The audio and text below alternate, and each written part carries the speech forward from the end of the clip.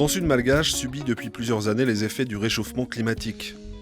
La sécheresse, autrefois épisodique, est aujourd'hui permanente.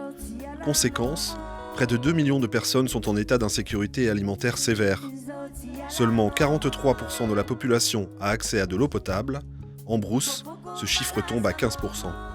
Mais depuis 8 ans, l'ONG nantaise Transmad se bat aux côtés des populations et des instances publiques pour lutter contre la détresse hydrique dans la région.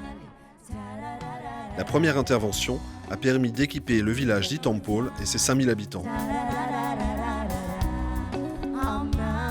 Point d'eau collectif, branchement domiciliaire privé et irrigation font de ce tout premier service public de l'eau un modèle pérenne réplicable.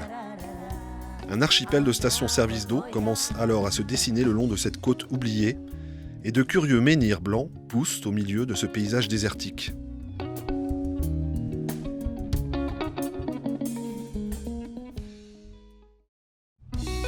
Mais rien n'est jamais gagné d'avance. Pour le village des Fouettes, le forage à proximité de la plage produisait de l'eau propre, mais encore trop salée pour la consommation. C'est la jeune start-up hollandaise Elemental Water Makers, spécialisée dans la désalinisation solaire, qui a apporté la solution.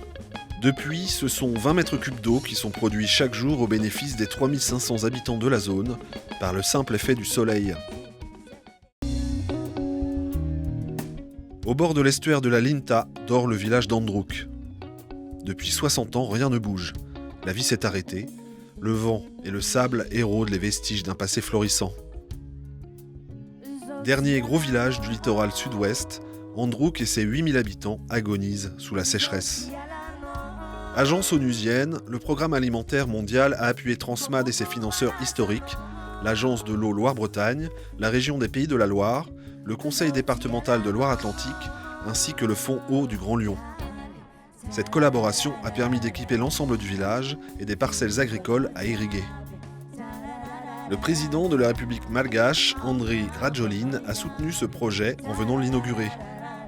Les apporteurs d'eau continuent de se déployer pour quadriller le littoral, enjeu de mouvements migratoires et de pression sur la ressource naturelle.